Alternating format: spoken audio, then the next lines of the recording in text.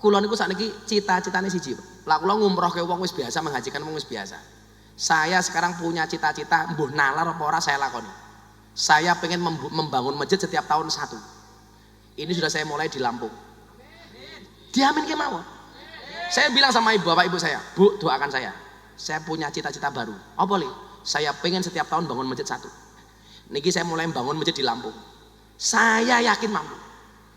Karena bagi saya mohon maaf, ida sodakul asmu waduh hasabi. Ada tempat jamaah api kok randuwe masjid wis duwe tanah tak bangun gitu. Tahun 2024 satu, 2025 mun kula rancang satu. Jadi kalau sekarang umur saya 43 tahun kok sesuk umurku 70 tahun, berarti aku duwe masjid minimal 17.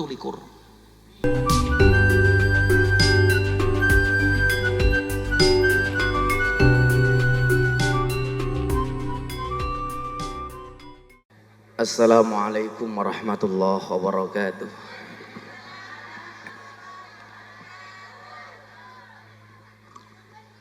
Alhamdulillahil qail bismillahirrahmanirrahim. Walillahi 'alan nasi hajjul baiti man istata'a ilaihi sabila. Allahumma shalli wa sallim wa barik ala hadan nabiyil karim sayyidina wa maulana Muhammadin wa ala alihi wa ashabil mujahidin at-tahirin. Rabbi shrah li sadri wa yassir li amri wahlul 'uqdatam min lisani yafqahu qauli, amma ba'du. Hadratal muhtaramin, para masyayikh, para kiai, alim ulama, tokoh agama, tokoh masyarakat yang saya muliakan. Malam hari ini walimatul hajj atau kita sering sebut dengan walimatul safar, atas berangkatnya haji Pak Rukanto dan Bu Ruk. Loh, lah ya bojone Rukanto lah ya Ruk to. Jenengan berdua, insya Allah ketemu saya di tanah suci. Saya baru pulang umroh, kemudian lanjut Turki. Saya besok awal Juni berangkat ke London, Inggris, kemudian langsung berangkat haji. Bapak Ibu yang belum berangkat haji atau umroh, saya doakan mudah-mudahan segera dipanggil oleh Allah. Segera dipanggil oleh Allah, amin. Untuk segera berziarah Makkah Madinah. Ibu bapak, jangan minta senang, tapi mintalah tenang. Karena rezeki itu akan mendekat kepada mereka yang tenang, bukan kepada mereka yang senang. Kalau Anda pengen dipanggil oleh Allah untuk apapun itu, berangkat haji atau umroh, ataupun dianggap pantas untuk mendapatkan anugerah rezeki dari Allah, faktor pertama yang harus Anda lakukan adalah jadilah pribadi yang tenang. Makanya kenapa kemudian jangankan kok hidup, orang mati saja loh yang dipanggil oleh Allah yang tenang. Buktinya apa? Faya ayyatuhan nafsul mutmainnah. Kita sering salah memahami seolah-olah mutmainnah itu hanya ketika mati. Padahal orang hidup juga butuh mutmainnah. Maka kenapa saya sering bilang mintalah tenang, jangan minta senang. Karena banyak orang senang tapi hidupnya tidak tenang. Lah jiwa yang tenang itu namanya mutmainnah. Siapakah mereka yang mutmainnah di dunia? Saya itu punya prinsip Bapak Ibu. Garis manusia dari hidup sampai mati itu seperti ini. Kalau kita balik, orang itu tujuannya pasti surga. Betul Bu? Saya doakan semuanya masuk surga. Yang jasnya hijau saya doakan berangkat setelah pengajian. Amin. Ternyata surga itu ada syaratnya. Syaratnya apa? Husnul khatimah. Makanya kenapa kita sering berdoa, ya Allah biha, ya Allah biha bi husnil khatimah. Karena kunci surga itu harus husnul khatimah. Husnul khatimah itu ternyata ada syaratnya. Apa syaratnya orang husnul khatimah? Hidupnya harus istiqomah. Istiqomah itu pasti berat. Karena kalau ringan namanya istirahat. Istiqomah itu ternyata juga ada syaratnya. Syaratnya apa? Perjuangan lancar. Nggak mungkin seseorang itu bisa istiqomah kalau perjuangannya nggak lancar. Perjuangan lancar itu juga ada syaratnya. Syaratnya apa? Ekonomi mapan. Nggak mungkin orang bisa berjuang lancar kalau ekonominya tidak mapan. Makanya saya sering bilang, salah satu jihad yang dilakukan oleh orang NU itu hari ini harusnya jihad ekonomi. Supaya apa? Banyak kiai-kiai NU yang kaya. Karena nyuwun sewu, apa bedanya pengacara sama kiai? Bedanya satu, Pak. Kalau pengacara itu masalah jadi duit, kalau kiai NU biasanya duit jadi masalah. Kenapa? Karena ekonominya tidak mapan. Padahal nyuwun sewu, doa sapu jagat isinya apa? Robbana atina fid dunya hasanah. Pertanyaan saya, kenapa fid dunya itu dibaca idhar? Seharusnya apa, Pak? Fid dunya idgham. Tapi kenapa dibaca idhar?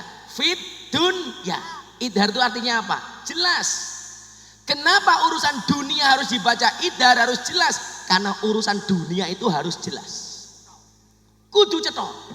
Makanya Rukanto ngundang Gus Miftah, kudu idhar. Kudu jelas. Kudu cetok. Tapi saya yakin cetok. Buktinya apa? Witanti gelange gede. Pan, sama salaman karo aku ngene-ngene. Fit dunya.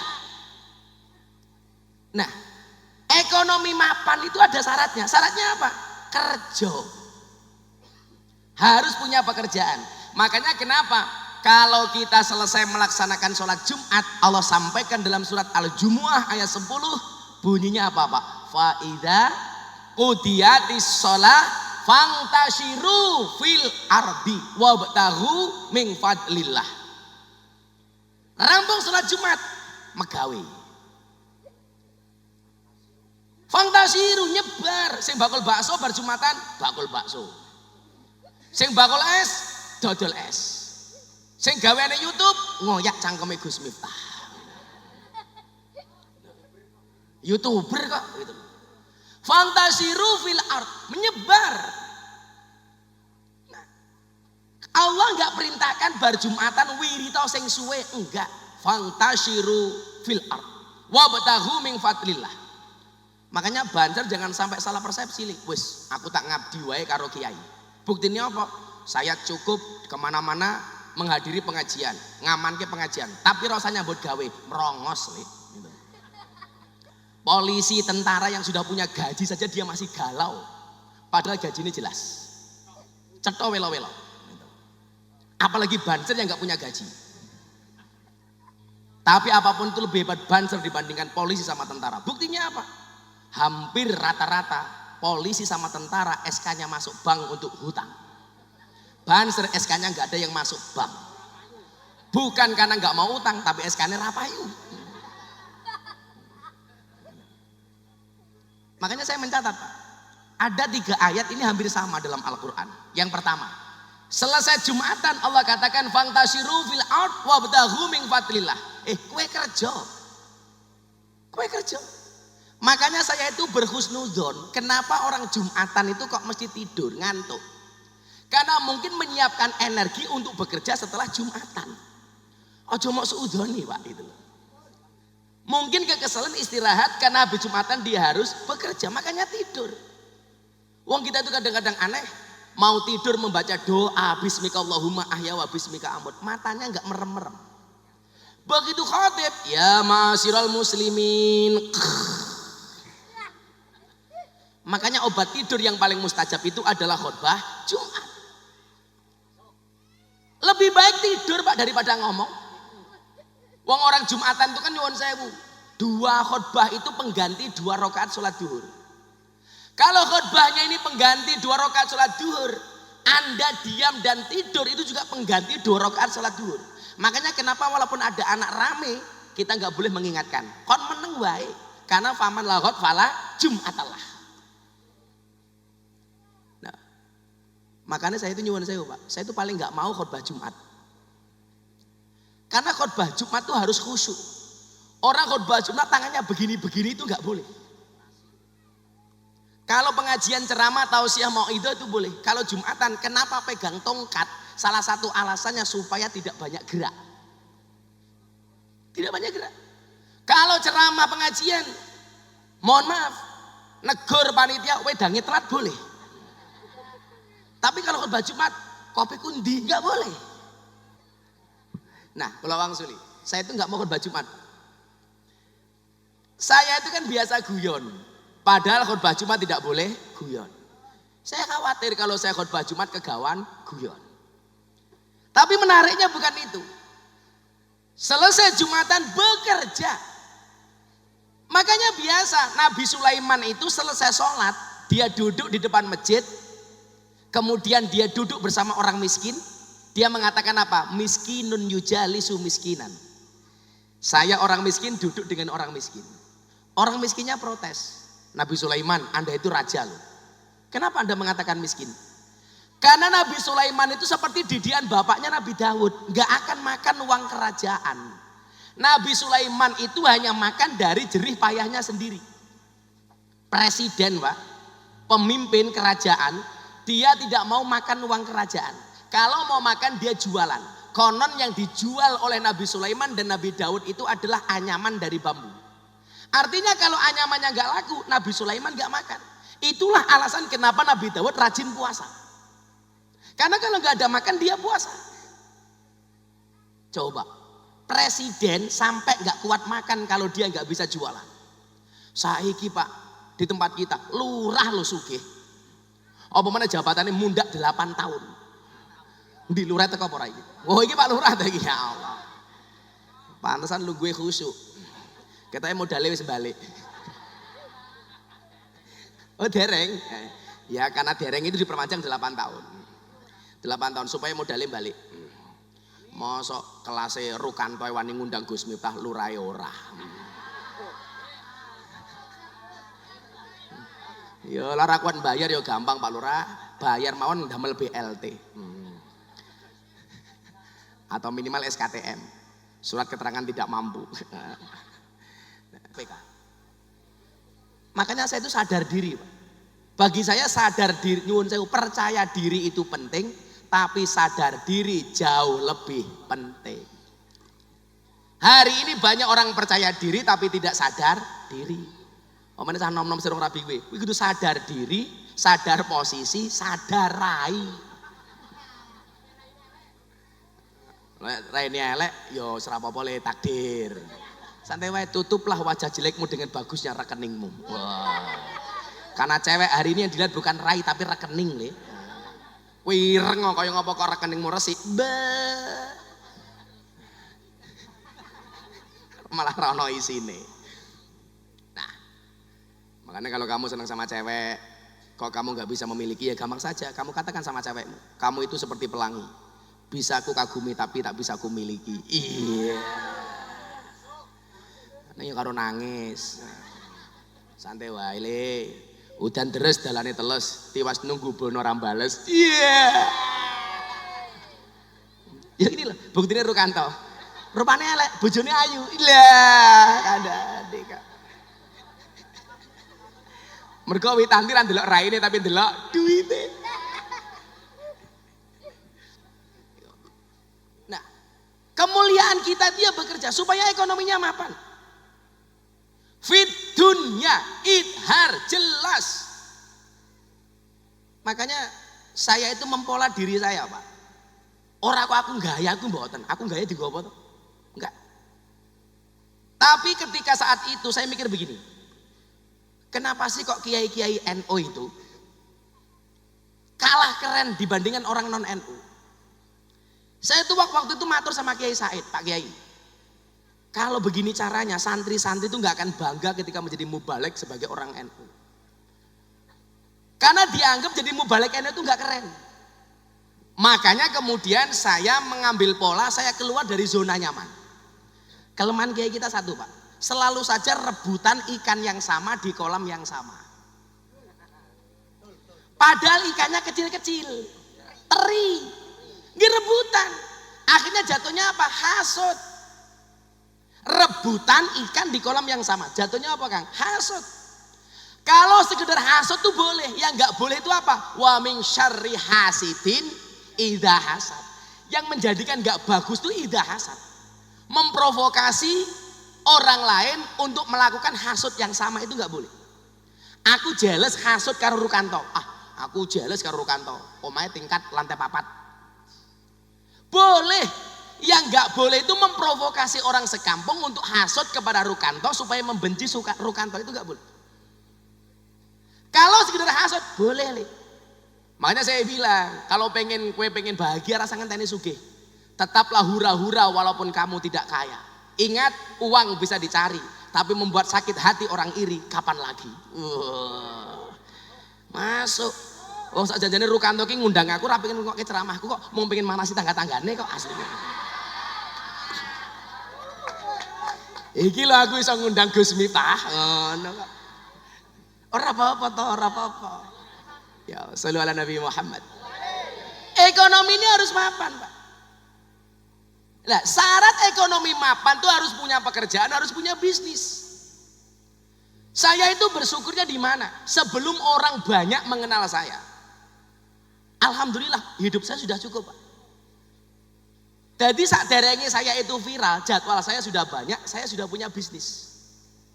Sehingga ketika kemudian saya viral, gak akan ada orang mengatakan Miftah kayak so sugih mergo viral. Salah. Sebelum viral Pak, mobilku wis Fortuner. Saya sudah bisa bangun pondok, bangun masjid. Dan cara Allah itu keren Bu. Bagaimana cara Allah membuat saya viral? 18 tahun saya pengajian di lokalisasi. Tahun 2016 saya waktu itu mikir, karena saya over Pak, overweight, kelemon, berat badan saya 108 kilo. Saya waktu itu malu, saya gemuk. Akhirnya kemudian apa? Saya mencoba memantaskan diri. Saya baca bagaimana Kanjeng Nabi sehat. Kita itu kalau membaca Sirah Nabawi apa tentang fisiknya Kanjeng Nabi kita malu. Kanjeng Nabi itu usia 63 tahun sehatnya ra umum. Kanjeng Nabi itu sakit cuma 2 kali tok. Itu pun penyakitnya ringan. Jadi nggak mungkin Kanjeng Nabi kok stroke, nggak mungkin. Nabi kok diabetes, ya nggak mungkin.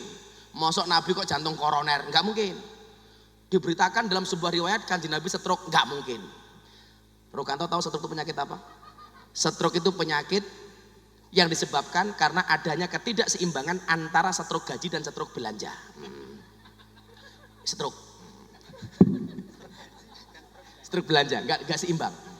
Tapi kalau orang demak mungkin beda. Stroke itu penyakit yang diakibatkan gara-gara adanya tidak punya uang mata murah.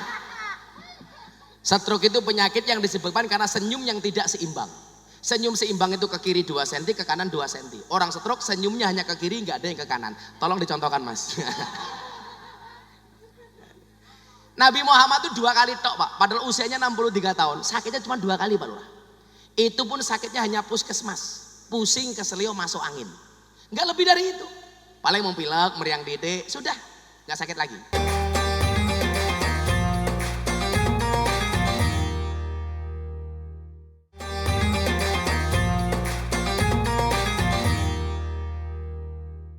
Saya akhirnya mengikuti polanya Kanjeng Nabi. Oh, Kanjeng Nabi itu polanya soal kepemimpinan umpamanya. Nabi itu jadi Nabi hanya 23 tahun. Usia 40 sampai 63. Tapi kan Anda tahu, Nabi itu menjadi pedagang justru 25 tahun. Artinya apa? Nabi itu lebih lama menjadi pebisnisnya dibandingkan menjadi Nabi dan Rasulnya. Nabi bekerja kepada juragan perempuan kaya namanya Siti Khadijah. Perusahaan Siti Khadijah itu perusahaan nyuwun sewu, kaya pengiriman nih lho. Ekspedisi. Pengiriman barang. Juragane Siti Khadijah, direktur utamanya Kanjeng Nabi Muhammad sallallahu alaihi wasallam. Bahkan sejak umur belasan tahun. Makanya umur 25 tahun Kanjeng Nabi sudah kaya. Jadi mohon maaf kalau orang mengatakan kalau tidak sama dengan Nabi itu bid'ah, berarti dirimu umur 25 tahun masih miskin, itu berarti bid'ah tur mesake. Kalau apa-apa harus sama dengan Kanjeng Nabi. Karena 25 tahun Kanjeng Nabi sudah kaya raya. Buktinya apa? Ketika menikahi Siti Khadijah, mas kawinnya 20 ekor unta. Satu unta 50 juta, berarti mas kawinnya Kanjeng Nabi berapa Pak? 1 miliar. Kaya Pak. Saat itu loh Pak. Lak banser iki kudu padha karo Kanjeng Nabi. Mas kawinnya 20 ekor unta. Saya yakin jomblo sak modare gitu.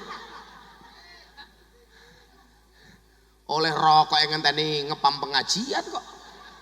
Sate ser ngotak rokok ser sane wae. Ning kene rokok akeh jane. Rukanto juragan rokok toh. Nah. Maka kemudian dalam tataran itu Pak Lurah. Jenengan pemimpin tadi. Pemimpin itu idealnya ya kaya dulu baru jadi pemimpin. Itu untuk mengurangi fitnah. Contoh di Indonesia. Di Indonesia itu masalah terbesarnya adalah korupsi. Kalau kita paham masalah terbesar itu korupsi, berarti apa? Wani maju sebagai pemimpin itu harusnya dia sudah cukup dengan dirinya sendiri. Wes sugih. Makanya pemimpin itu yang paling bagus adalah sudah kaya baru jadi pemimpin. Itu lebih bagus daripada jadi pemimpin baru kaya. Lurah nyalon lurah wes sugih enggak akan jadi fitnah. Tapi sebelum jadi lurah kere kok ngerti-ngerti mobilnya anyar. Mesti nguntal dana desa cah iki umpamane. Tapi kalau dilihat dari penampilannya insyaallah Pak Lurah niki istiqomah. Ikatan suami takut istri ketika di rumah.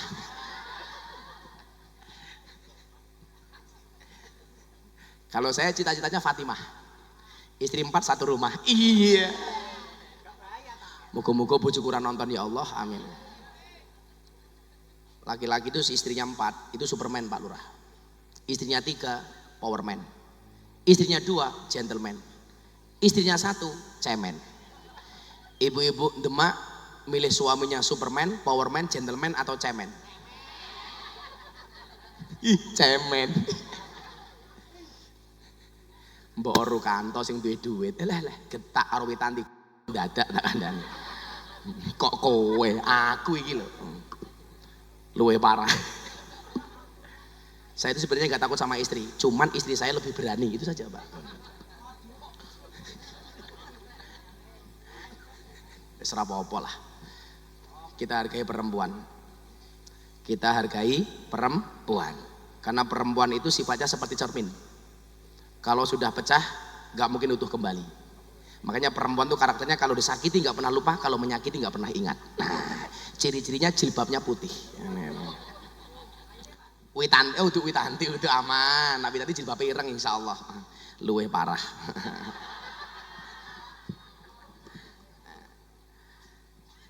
Nah, dalam riwayat yang lain, Pak, bagaimana kemudian kita dicontohkan pemimpin-pemimpin agama itu harus kaya. Contoh, gurune Imam Syafi'i. Imam Malik. Imam Malik itu Pak punya kuda 100. Konon kalau mau berangkat ngaji, milih mau naik kuda yang mana itu sampai 1 jam. Ayo. Bukan kok kemudian Imam Malik itu bermewah-mewahan, salah. Kita itu mendapatkan pemahaman yang salah terkait zuhud. Saya itu protes. Salah satu saat saya menghadiri khutbah Jumat di daerah miskin di Yogyakarta, daerah kumuh miskin. Khotibnya itu dengan gagahnya mengatakan demikian. Hadirin sekalian, sidang jamaah Jumat yang dimuliakan oleh Allah. Hendaklah kita memiliki sifat zuhud. Apa itu zuhud? Tarkut dunya li ajril akhirah. Meninggalkan dunia untuk mengejar akhirat. Lah kula batin, wong kere-kere malah diajak meninggalkan dunia, mengejar akhirat. Rampung Jumatan ora bakal nyambut gawe, malah mung turu. Orang nyambut gawe Pak, pemahaman zuhud yang salah. Diperparah lagi di masjid-masjidnya orang NU yang sebenarnya banyak kawasan miskin. Pujiannya napa jal? Rugi donya ora dadi apa-apa, rugi akhirat bakal cilaka. Ya cilaka tenan Pak. Ngundang pengajian kiai wis murah dinyang Pak. Lha ora duwe apa-apa kok. Padahal nyuwun sewu, doa yang dibaca oleh Imam Abil Hasan As-Sadili tokoh Syadziliyah, pendiri Syadziliyah, tokoh sufi tapi kaya raya. Siapa bilang orang tasawuf itu nggak boleh kaya? Indonesia itu rata-rata kiai NU Syadziliyah, Pak. Tapi salahnya kiai kita itu satu, mencontoh As-Syadzili dalam bidang tasawufnya, tapi tidak mencontoh dalam hal kekayaannya. As-Syadzili, takkan dadi. Dia itu pernah beli kuda yang gubernur Mesir gak kuat beli, saking mahalnya, Pak. Dibeli sama As-Syadzili, limited edition. Makanya saya dibilang, Gus Miftah mobilnya api-api berarti tidak zuhud. Saya ngomong ngono lak mergo cangkeme hasud. Aku tuku mobil ya duit-duitku dewe. Satu saat nyuwun sewu, selendang yang dipakai oleh As-Syadzili itu nyuwun sewu. Mahal, Pak, sutra. Dikritik sama santrinya, Pak Kiai, Anda itu tokoh tasawuf, kenapa bajumu mahal? Berarti Anda tidak zuhud. Apa jawaban As-Syadzili? Saya yang punya nggak pernah mikir, lah kamu yang nggak punya kok malah mikir. Berarti yang nggak zuhud siapa? Dapurmu. Sama dengan problem kita, Bapak Ibu. Kita itu nggak punya, kadang-kadang melu mikir, kok tonggone beli Alphard. Kita itu mikir, kayak Alphard regane piro, bensine piro, engko pajeke entek piro. Wis wong ora duwe kok melu mikir. Wong ya teko, ya melu guyu, bajune ya ijo.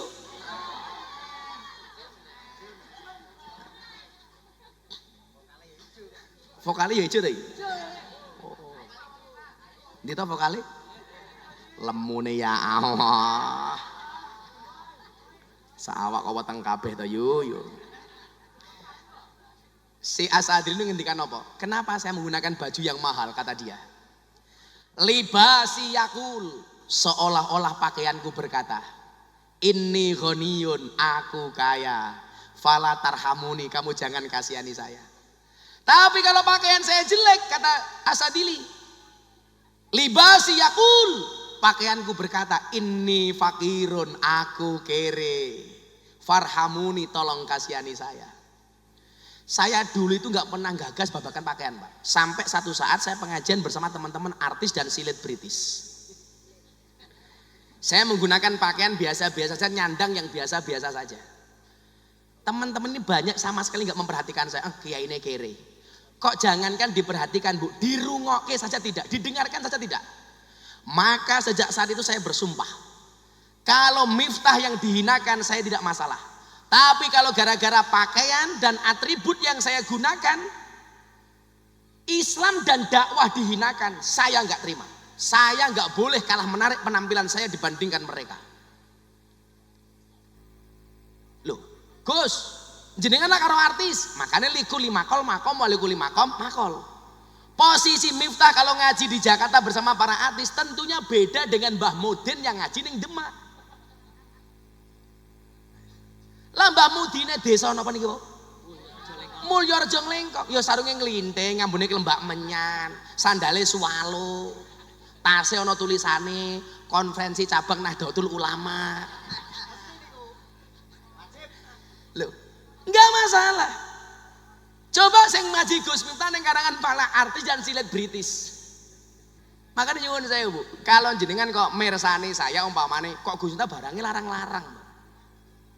Saya hanya pengen menunjukkan, nyuwun sewu, jangan sampai hanya gara-gara atribut yang kita gunakan, pakaian yang kita gunakan, Islam dan dakwah dihinakan.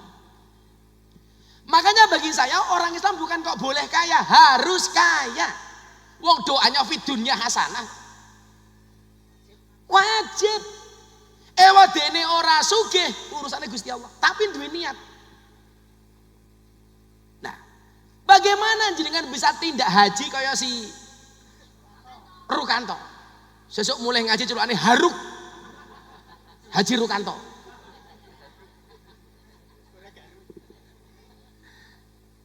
Karo Hawit Hajah Witanti. Langsung nang pasar namine sinten kula? Hajah Witanti. Aja lho ya.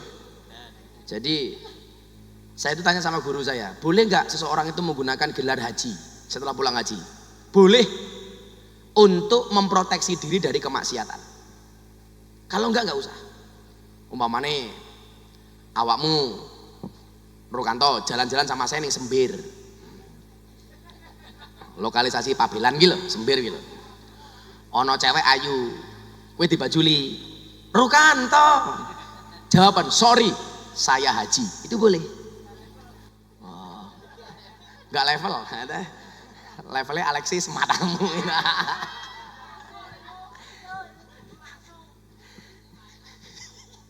Jadi kalau digoda dari cewek, sorry, aku haji, ini wajib, supaya nggak dibajuli. Ngomongnya, aku rawakmu melaku nih bioskop, delok filmnya umpamane Dewi Persik, ono filmnya Dewi Persik, Gus, ayo nonton. Saya jawab, Ruk, kita tuh haji, nggak pantas nonton film seksi kayak Dewi Persik. Mbok ini kita Mirzani wae, umpamane nonton.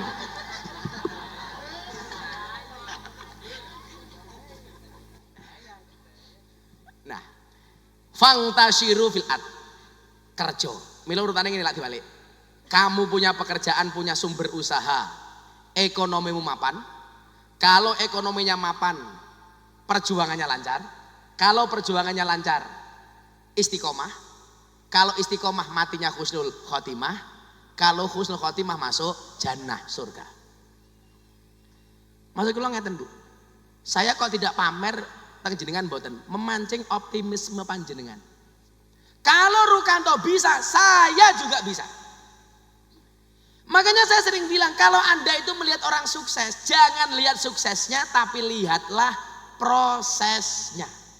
Rukanto sugih dari lahir apa sugih setelah bekerja? Wong tuamu pekerjaannya apa? Oh, tani. Rasa melas. Gitu, rupamu kaya traktor. Orang sukses itu melalui banyak proses, bukan melalui banyak protes. Dan gak ada yang instan, Bu. Proses itu panjang. Makanya kenapa saya bilang, Bu, kenapa keringat itu asin? Karena dalam perjuangan gak ada yang manis. Makanya kalau saya disuruh milih, Gus Miftah milih olahraga lari apa jalan? Saya jawab, saya milih olahraga jalan. Saya milih olahraga jalan. Kenapa? Karena hidup itu tentang perjalanan, bukan tentang pelarian. Iya. Nomor loro, ayatnya sing kula aturke telu. Nomor 1, bar salat kon nyambut gawe. Jadi fangtasyiru fil ardi wabtaghu min fadlillah wadhkurullaha katsiran la'allakum tuflihun. Nyambut gawe. Kemudian yang kedua nopo? Iki soalnya telu niki kaitannya kali ibadah kabeh. Kalau setelah Jumatan disuruh bekerja. Setelah selesai poso. Apa perintah Allah? Walitukabbirullah ala ma hadakum wa la'allakum tashkurun. Sing nomor loro, kalau selesai puasa walitukabbirullah takbiro. Gak ada satu peristiwa besar kecuali dimulai dengan takbir. Contoh, sholat takbir, jihad takbir. Tapi hebatnya orang berpuasa, selesai puasa takbirnya gak hanya sekali, Pak, tapi ping piro? Sholat id kalau peng piro, kok kali-kali peng pitu. Gak ada satu peristiwa besar kecuali dimulai dengan takbir. Jihad takbir. Tapi saya minta satu ya, takbir itu jangan dijual murah. Sholat itu takbir mahal, jihad itu takbir mahal. Sekarang Ramadan nutup rumah makan kok takbir gila. Dulu 10 November para kiai ini ku nyuwun sewu. Saking babakan Ciwaringan itu nyuwun sewu. Untuk membakar semangat para pejuang, takbir londo pateni. Sekarang rumah makan bulan Ramadan buka takbir. Lah ono rumah makan tuh bukan takbir tapi traktir. Lama-lama orang itu takut, Pak, mendengar kalimat takbir karena intonasinya itu menakutkan, Pak. Takbir. Coba kalau saya, intonasinya dibuat menyenangkan, delok wong ayu, Allahu Akbar.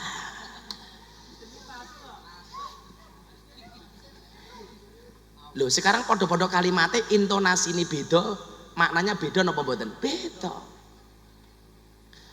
Jenengan kita bujin matamu lho Dek, nesu. Tapi lak guyon matamu Dek. Paling bojone matamu juga. Hanya beda intonasi. Selesai Ramadan itu selesai puasa kita diminta takbir itu karena dua hal. Yang pertama, alama hadakum. Milo ayatilah walituk milul iddata walitukabirullah alama hadakum wala'allakum tashkuru. Kenapa kita diminta takbir, diperintah takbir oleh Allah? Yang pertama, alama hadakum. Karena bulan Ramadan Allah banyak beri hidayah. Banyak beri petunjuk. Maka bulan Ramadan banyak orang yang kembali dekat dengan Allah. Karena memang tujuan puasa itu untuk menjadikan orang itu baik. Makanya bulan Ramadan itu mohon maaf, undang-undangi lah ora iso apik-apik banget, minimal ojo elek-elek banget. Maka perkara yang boleh dilakukan di luar bulan Ramadan, begitu masuk bulan Ramadan gak boleh untuk dilakukan. Contoh, kita dimaki oleh orang, balas maki itu boleh apa enggak? Boleh, namanya kisos. Kuwi dilaki matamu, mau jawab matamu juga itu boleh. Tapi bulan Ramadan kita disuruh jawab inni shaimun, sorry saya baru berpuasa. Sorry ye. Kita dipukul sama orang, balas mukul boleh nggak Le? Boleh. Asalkan pukulannya sama, tempat yang dipukul sama, bantere podo.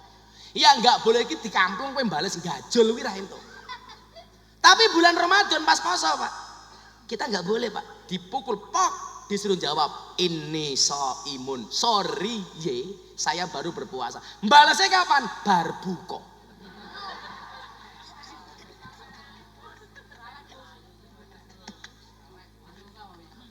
Oh, masa bulan Ramadan ono sing takon ngene. Bah, boleh nggak siang hari bulan puasa kita berkumur-kumur menggunakan kuah bakso? Lah cocote iki laku. Akhirnya saya jawab, hendaknya di siang hari bulan Ramadan ketika berpuasa tidak berkumur-kumur dengan sesuatu yang memiliki rasa, apalagi rasa ingin memiliki. Iya.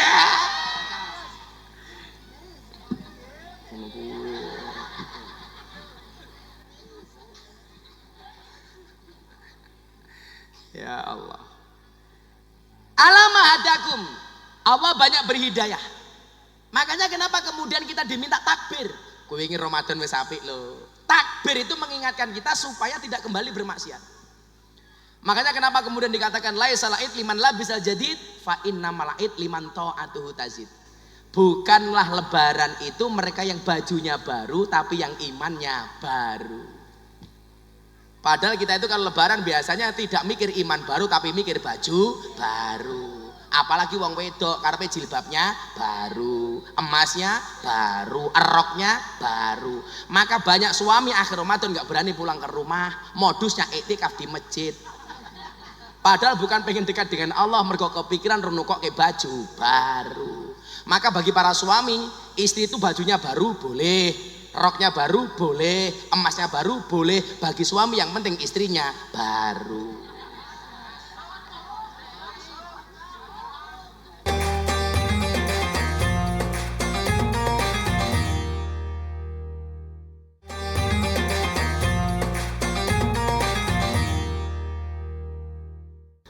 Wong wedok ki aneh lho kantong.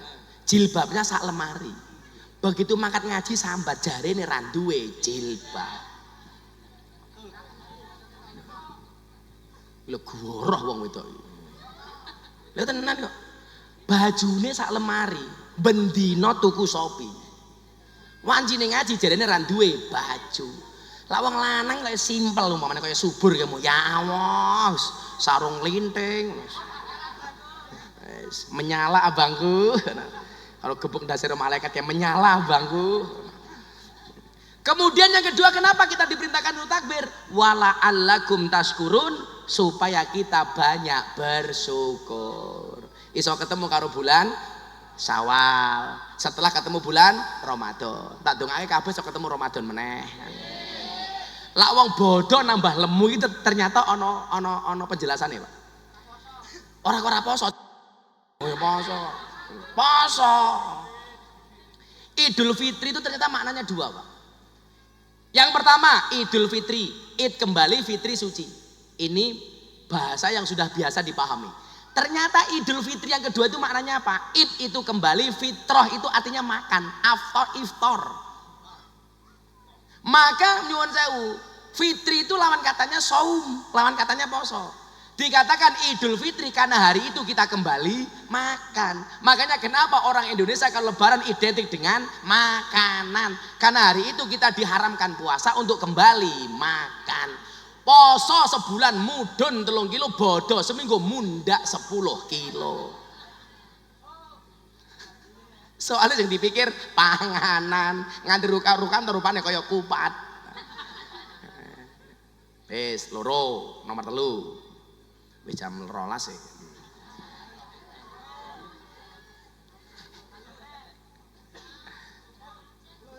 Ora urun crigis. Ora urun crigis ya. Oh urun melek ya wis. Wis ora apa-apa ibadahmu yang ngrungokke tok wis paham. Aku ki lek ana pengajian turu, aku enggak berani gugah, Pak.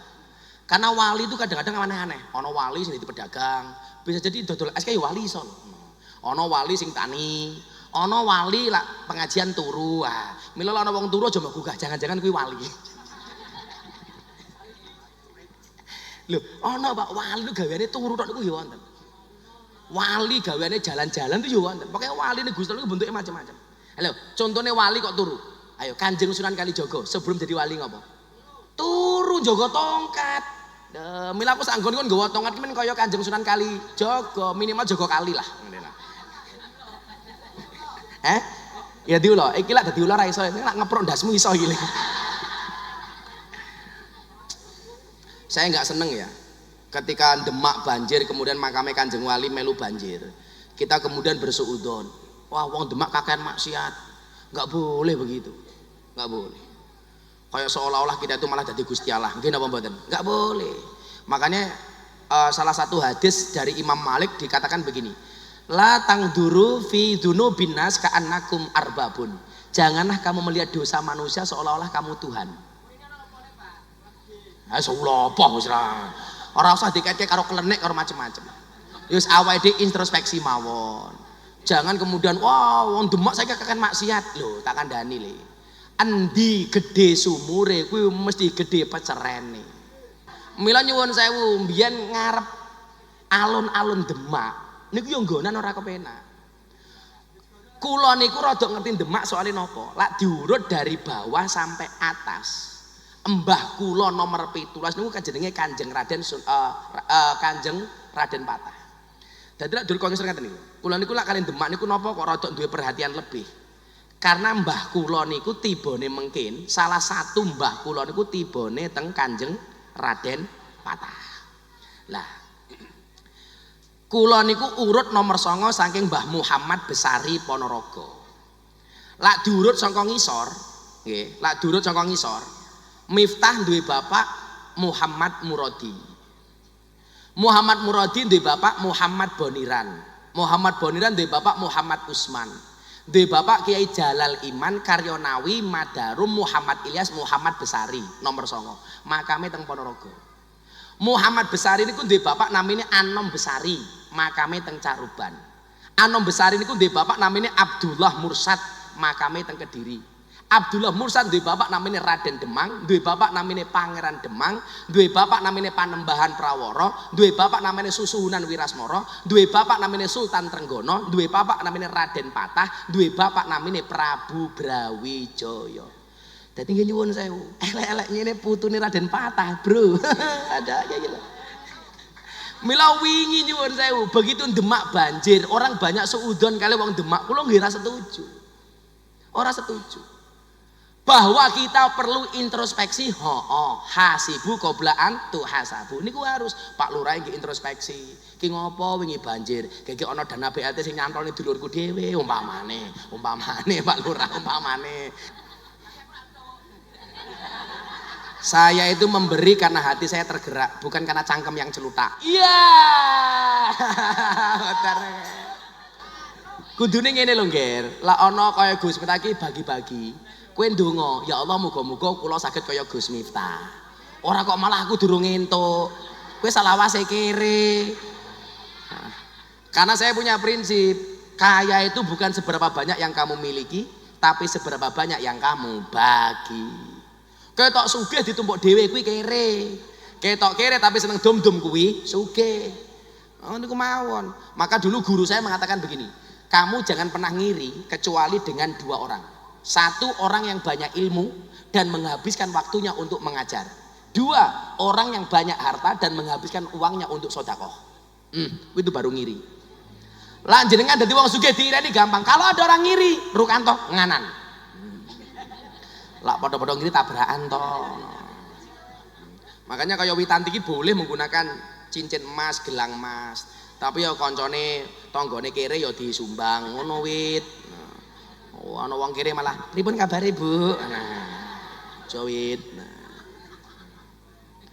Loh, wong kaya itu Pak memberi saja itu nggak boleh sombong. Undang-undangnya orang kaya memberi itu harus biti binafsin, full senyum. Nyumbang mereka itu nggak boleh Pak. Makanya nyuwun sewu ana ayat yang bunyinya apa? Janganlah kamu ikuti sedekahmu bil manni wal adha. Dieling-eling dan kemudian diikuti dengan kata-kata yang menyakitkan. Nggak boleh. Lah, orang kaya itu memberi saja harus tersenyum. Lah, orang miskin menerima juga harus full senyum. Sing paling cilaka kere merengutan. Ya Allah. Ayo umpamane aku nyumbang subur. Umpamane itu yang harus berterima kasih itu subur apa Gus Miftah? Gus Miftah. Sumbangane Gus Miftah ke subur menyelamatkan dunianya subur, dongane subur menyelamatkan akhiratnya Gus Miftah. Maka orang kaya itu sedekah dengan hartanya, orang miskin kaya subur bersedekah dengan doanya. Kowe ndongake aku, Bur. Loh, cangkeme iso ndonga dhewe njeluk ndongake. Pak tak kandhani. Ada yang bertanya begini, Gus, kalau orang miskin itu doanya mandi mustajab, kenapa tidak mendoakan dirinya sendiri? Ora iso, Kang, ora iso. Contohnya apa? Ulo. Ulo itu punya upas, punya bisa. Tapi bisanya ulo, upase ulo, kuwi mandi lagi nyembur wong liya. Nggih nyembur pitik, pitike mati. Nggih nyembur wedhus, wedhuse mati. Nggih nyembur subur, subure mati. Tapi ora ana ula kuwi mati mergo kleleken upase dhewe. Kayak ngapa ulane mati? Kleleken upas lah modar ora ana. Lah, wong miskin iku nyuwun sewu doanya itu mustajab kalau untuk mendoakan orang lain. Makanya nyuwun sewu, orang kaya itu diala berkahe mergo bondone, orang miskin diala berkahe mergo dongane. Itu yang disebut dengan wa ta'awanu 'alal birri wa taqwa. Tolong menolonglah dalam kebaikan dan takwa. Kaya menolong dengan hartanya, miskin menolong dengan doanya. Makanya apa bungane ayate khud min amwalihim shadaqatan tutahhirum wa tuzakkihim. Karena mendapatkan doa dari orang miskin. Mila jenengan sing sugih kaya Rukanto sregepa sedekahe, jenengan sing kere kaya subur sregepa dongane. Sing paling cilaka wis kere kaya subur ora tau ndonga. Bur. Ira apa-apa 200.000. 300 sih mau. Nah, kurang menungso tanpa syukur iku ya rupamu iki. Loh, katanya kalau bersyukur ditambah. Makanya saya bersyukur punya istri supaya apa? Kamu bersyukur gak punya istri? Ayo modar tambah kowe. Kula kadang-kadang ngrungokke dongane Mbah Mudin iku gak tegel, Pak. Contoh, sing lanang mati. Mbah Mudin dongane apa? Wa abdilhu daron khairam min dari wa zaujatan khairam min zaujati. Kula ngenyek biyanget to. Kula sing wedok krungu lak ya medeni. Ya Allah, gantikanlah rumah baginya yang lebih bagus daripada rumah di dunia. Gantikanlah baginya istri yang lebih baik daripada istrinya di dunia. Kula wong wedok ngerti artine protes gitu. Jadi esuk iki si Rukanto mati. Umpamane kan dongane mesti ngono, wa zaujan khairam min zaujihi. Kok iso-isone ndongake muga-muga Rukanto ning kono oleh bojo sing luwih apik tinimbang bojone sing ning donya. Kowe berarti selama ini dianggap bojo sing elek wit tak kandhani. Mila lah Mbah Mudin kan donga rungokno tenan wit. Padha sama orang pulang haji kan bahasa haji ta iki. Kau Jabal Rahmah. Sing lanang donga. Dek, saya mau doa, tolong kamu aminkan. Sing lanang ngerti bahasa Arab, yang perempuan enggak tahu bahasa Arab. Doanya apa? Allahumma zidni zaujatan. Saya minta jawab, amin. Allahumma zidni zaujatan. Amin. Allahumma zidni zaujatan. Amin. Mulih ning Demak sing lanang rabi meneh. Sing wedok protes, "Pak, ngopo kok rabi meneh lho? Kan ibu mbiyen setuju." Buktine apa? Jaman ning Jabal Rahmah bapak ndonga apa? Allahumma zidni zaujatan. Duh Gusti, mugi panjenengan nambah saya istri baru. Witanti jawab apa? Amin. Nek sok iki cah iki ndonga rungokno tenan, Nduk. Soale iki rupa-rupa codot iki. Sing nomor 3, ayat soal haji. Nah, begitu haji niku rampung atau persoalan haji, kan ayatnya perintahnya walillahi alan nasi hijul bait man istata'a ilaihi sabila, sing mangkat kaji yang mampu. Begitu melaksanakan haji, apa perintah Allah dalam Al-Qur'an? Wa atimul hajja wal umrata lillah. Berangkatnya kalian haji ini mohon maaf, jangan sampai salah niat. Betul-betul lillah, krono Allah. Makanya nggak ada istilah orang berangkat haji ngejar gelar H iki ra ono. Berarti haku ki akeh banget wong tiap tahun aku haji. Miftah. Bukan untuk itu. Tapi dalam rangka apa coba haji niku, Pak? Lillah. Makanya kalau lillah, coba betapa kerennya. Kuwi nduk bedane umroh karo haji. Saya sering bilang, umroh karo haji iki bedane apa? Kalau orang haji itu pasti umroh. Kalau orang umroh belum tentu haji. Kalau umroh tidak haji. Kalau haji pasti umroh. Podo. Kalau wudu itu mesti raup, tapi lah raup orang mesti wudu. Karena orang haji itu lillah. Makanya kemudian disampaikan apa? Al-hajjul mabrur laisa lahul jaza ilal jannah. Haji mabrur tidak ada balasan kecuali surga. Tapi jenengan sing ora mangkat kaji nggih santai mawon. Kalau masuk surga itu harus haji, masake sing kere. Makanya kemudian pilihan masuk surga itu caranya banyak. Haji mabrur surga. Kere sabar surga. Sing wedok nyuwun sewu, sing lanang duwe bojo galak sabar surga. Wong wedok duwe bojo lanang kere sabar surga. Jadi pilihane surga niku kathah, Pak. Arepe mendapatkan surga mergo haji bisa. Mendapatkan surga mergo bojo galak bisa. Mendapatkan surga mergo bojo kere bisa. Mila wong lanang lah bojone galak jenengan santai mawon. Kula aturi, wong lanang duwe bojo manut berpotensi menjadi raja. Wong lanang duwe bojo galak berpotensi menjadi wali. Lah bojomu kadang-kadang manut, kadang-kadang galak, raja wali. Wah. Ngono. Saiki jujur, bojomu galak apa manut? Manut. Raja manut kok. Raja singa. Jadi jenengan aja cilik ati. Wah, lah berarti orang haji mabrur surga. Lah kula sing kere pripun? Kere sabar niku nggih surga. Duwe bojo galak jenengan sabar ya surga, Pak. Kok mengawake dhewe? Umar lho, pendekar, wong kafir wedi, iblis jin setan wedi. Karo bojone ya wedi. Makanya nyuwun sewu kok jenengan duwe bojo galak, itu dua kemungkinan. Kemungkinan pertama, Anda akan dekat menjadi wali seperti Umar. Amin. Atau kemungkinan kedua, min alamatil stroke.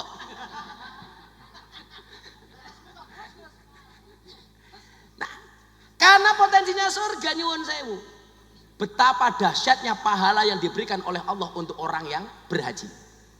Apa mana saiki wong haji umroh ruk, itu nggak harus bisa bahasa Arab. Wong Arab lho pinter bahasa Indonesia. Saya kemarin belanja pas umroh, malah iso wong Arab niku tong 1, 2, 3, 4, 5, 6, 7, 8, 9 ngerti, Pak. Padahal dia belum pernah ke Indonesia. Tapi yang lucu meneh, ana wong Demak mangkat kaji ora ngerti bahasa Arab blas. Mau berangkat ke Masjidil Haram, orang ngerti cara bahasa Arabe. Mau bengok-bengok, Masjidil Haram, Masjidil Haram. Lah wong Arab rungu, diterangke nganggo bahasa Arab gak ngerti, akhirnya nganggo bahasa Fatihah. Ihdinas siratal mustaqim. Lurus, lurus. Delala wong Demak ngeyel belok kiri, langsung dibengok orang Arab. Hei, wala dolin.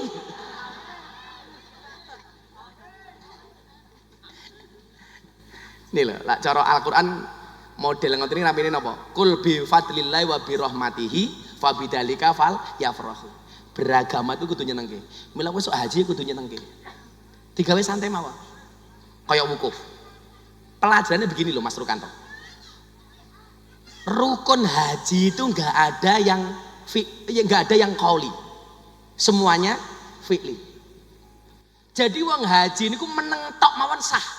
Contoh, begitu tawaf, meneng tok sah. Sing penting wis niat tawaf. Ora kudu maca donga. Jenengan wukuf ning Padang Arafah.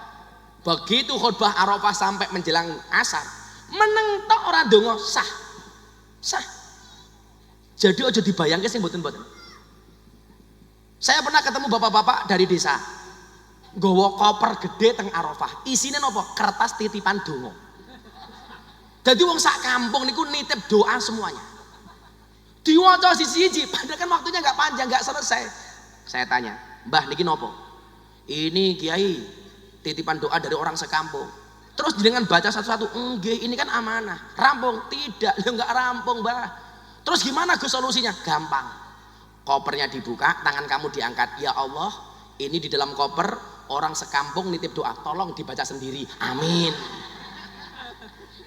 Apa rumangsane Gusti Allah iso maca kok adake wae ini. Maksud saya apa ini perlu saya sampaikan. Kenapa rukun haji semuanya fi'li, nggak ada yang qauli, semuanya perbuatan, nggak ada yang perkataan. Allah itu melihat perbuatan seseorang, tidak hanya cangkeman, nggak hanya omongan. Loh, Pak Lurah lebih baik bertindak daripada banyak janji. Dilakoni rasa kakean ngomong. Allah itu lebih mengutamakan perbuatan seseorang daripada hanya perkataan seseorang. Makanya pulang haji besok perbuatan Witanti sama Rukanto harus lebih nyata. Jenengan bisa diarani mabrur kalau nambah sedekahnya. Pulang haji lebih nyah-nyoh. Rungono Wit. Lebih dermawan, lebih banyak membantu. Witanti lebih taat dengan suami. Coba pahalanya orang tawaf saja, satu saja. Man jaa hadal bait, barang siapa mendatangi rumah ini. Yang dimaksud apa? Baitullah Masjidil Haram. Fatofa usbu'an, kemudian tawaf 7 kali, 7 putaran.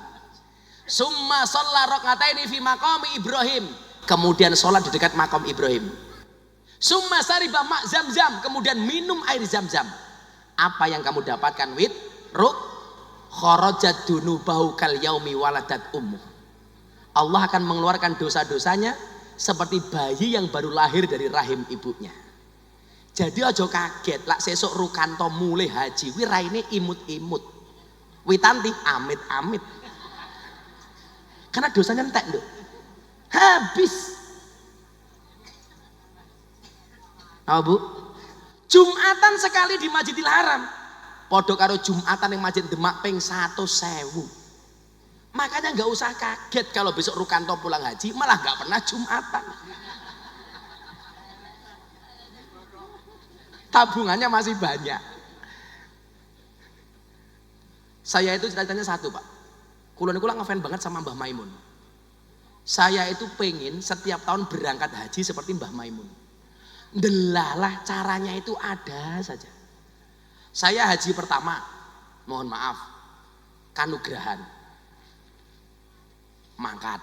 Haji kedua sama, ketiga keempat sama, dan seterusnya. Haji tahun ini, Pak, Panglima TNI bilang sama saya begini, "Gus, kalau mau haji itu saya ada visa." Padahal jenengan tahu ya Mbak, cari visa itu susahnya kayak apa. Visa tok belum bisa berangkat kalau nggak bayar travel.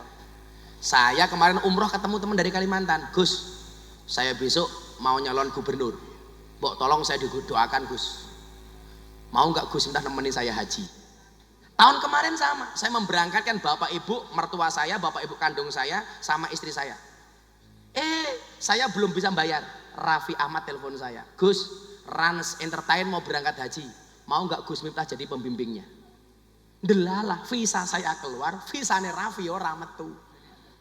Akhirnya aku mangkat kaji dibayari Raffi, Raffi sing bayari ora mangkat. Itu namanya haji panggilan.